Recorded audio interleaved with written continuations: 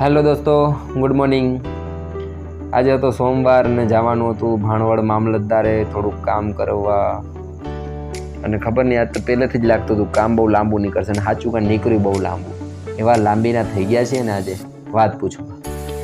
તો પછી હવારના પોરમાં પાણી આવ્યું હતું, મેડમ પાણી ભરતા હતા અને પાણી ભરાઈ ગયું. તો મેં કીધું લાવ થોડુંક પાણી ગાડીને ધોઈ નાખો. હમણાં 15-20 દિવસ ત્યાં ગાડીને સાફ જ નથી કરી, એટલે ગાડીને મેં કીધું પાછો હમણાં કાદો બહુ ઉડે છે.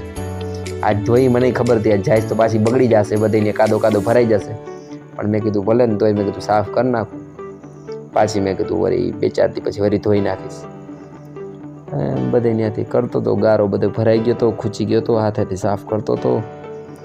શું કરું, સવારના પોરમાં રવિવારે પાણીની રાહ જોઈએ, પણ રવિવાર પાણી નહીં આવ્યું તો આપણે રવિવારે જ ધોઈ નાખત. મારવા માંડું હું પાણી. મેડમે એના સાઈડમાં કપડાં ધોવા મૂકી દીધા હતા, અને એને તો પાણી ભરાઈ ગયું, એને તો કંઈ ઉપાધિ હતી નહીં. હવે જો આ કપડાનું મશીન થઈ ગયું હતું, એને તો ભરી દીધું હતું આખે આખું. હવે ખાલી લગાડવાનું બાકી હતું, ચાલુ કરે એટલે મેડમનું કામ ચાલુ. હવે ગાડી ધોઈને મેં કીધું થોડીક લૂઈ નાખું, કારણ કે પાણી રહીએ તો ઓલો પાણીનો ડાઘ ના થઈ જાય ગાડીમાં. તો પછી મેં કીધું પહેલાં છે ભીનું તો લૂઈ નાખવા દે. હું લૂતો તો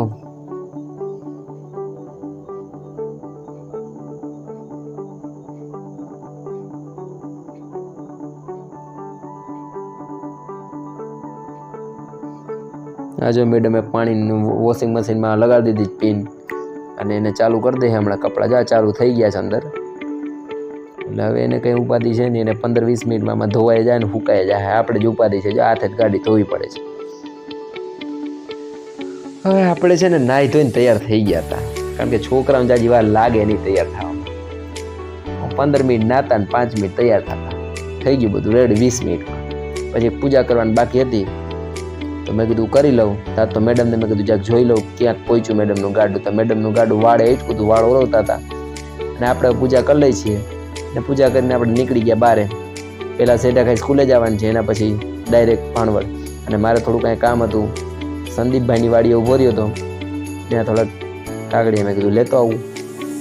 તો અંદર ગાડી નાખવાનું મન નહોતું થતું. મેં કીધું આ જૂતાવળ બહુ છે, નાખીશ ને મારી કાઢીશ ને, એના કરતાં મેં કીધું ડાયરેક્ટ હું જ અંદર વયો જાઉં, અને પછી હું પાછો કાગળિયા લઈને આવતો રહીશ.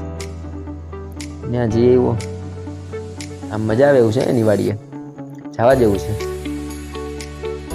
વાડીમાં રહેવાની મજા તો બહુ આવે એવું મને લાગે છે, કારણ કે રહેતો નથી ને એટલે કાંઈ નહીં.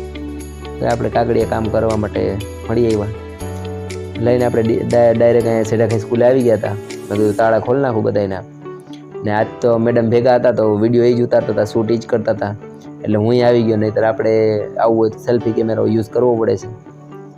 વાંધો નહીં, હજી તો સ્કૂલે છોકરા આવ્યા હતા બધા, એટલે આપણે મેં કીધું તાળા બાળા ખોલીને હવે ડાયરેક્ટ જવાનું હતું. આપણે હવે નીકળીએ છીએ અહીંથી ભાણવડ માટે. ચાલો આપણે ખુલી ગયા તાળા અને આપણે નીકળ્યા ભાણવડ. તો મેડમને એમ થયું કે લાવો ને આજ હું ગાડી આંકું, કારણ કે આપણે બહાર ગામ જઈને તો જ મેડમને ગાડી મળે, બાકી મેડમના હાથમાં ગાડી આવતી નથી. આંકો મેં કીધું બીજું શું થાય. પછી આપણે થોડુંક આ તળાવને એવું ગમતું હતું તો આપણે શૂટ કરી લીધું. હવે પછી મેં કીધું મેમ તમે અમને ગાડી આપી દો, મને થોડીક આંકવા દો, મને મજા આવે થોડીક. ફરી આપણે ગાડી લઈ લીધી ને આપણે જવા દીધી. પણ રોડમાં જે ખાડા ખડબા છે ને, જેવી તમે 40ની સ્પીડે પહોંચો ને એટલે વળી પાછી તમારે 10-15ની સ્પીડે આવવું પડે. થોડીક વાર થાય ને તો એક બમ્પર પડ્યું હોય ત્યાં આડું. બાકી ખંભાળિયાના રોડમાં તમે જાઓ તો મજા આવી જાય. 70 સુધી ગાડી તમે એમાં હાંકી શકો, 70 માથે ટપાડી શકો એમાં. પણ આ ભાણવડ જવું હોય ને તો 40, 44, 45 બસ એનાથી વટો એટલે વરી પાછા ખાડા ખડબા નડે તમને. એટલે આવું કંઈક છે. આમ તો જોવા જાય તો ભાણવડ થોડુંક ઓછું દૂર થાય, તો એ લાગે ટાઈમ ખંભાળીએ જેટલો જ લાગે, કારણ કે સ્પીડ ઘટી જાય. પણ વરસાદ આજ નહોતો નડતો. હા એ એક સારું હતું, આજે વરસાદ હતો બંધ. આ ભગવાન થોડુંક અમારા સામું એમ તો જોઈ છે. અમારે બહાર ગામ જવાનું થાય ને તે દિવસે વરસાદ નથી આપતા, તો ભગવાન એટલું ધ્યાન અમારી માથે દે છે.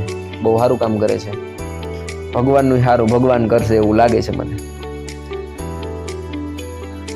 ભગવાન ભાણવડ પહોંચી જાય પછી કંઈક કરીએ મેં કીધું. તાજ તો સવારના પોરમાં મેં કીધું સૌથી પહેલું આપણે ફોર્મ ભરી દેવું છે એવું લાગ્યું મને. સૌથી પહેલાં નીકળી જાવ ને આપણે જેવા મામલતદારે પહોંચ્યા ને, તો મામલતદારમાં હજી ખુલી નથી. અમારા જેવા અમુક બેસી ગયા હતા આગળ આવીને, ખોલી નથી. પછી તો ખુલી ગઈ હતી ને આપણે વકીલ પાસે પહોંચી ગયા હતા.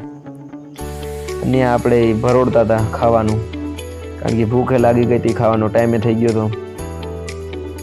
પછી તો બધું કામ પતી ગયું ભાઈ, પણ આપણે રાજ એજન્સીમાંથી થોડુંક દુકાનનો માલ લેવાનો હતો. ત્યાંથી દુકાનનો માલ લઈ આપણે નીકળીએ. હવે અહીંથી ક્યાંય ગાડી સ્ટોપ કરવાની થતી નથી, ડાયરેક્ટ ઘર ભેગા. પછી ગાડી જવા દીધી. મેં કીધું ડાયરેક્ટ ઘરે જઈને જ ઊભી રાખવી છે ભાઈ, પણ તો ઘરે જતા ઘણી વાર લાગી જાય હો. એમ તો ઘર આપણું ઢોકળું નથી, 25-30 કિલોમીટર જેવું થઈ જાય બધું ખેંચતા ખેંચતા.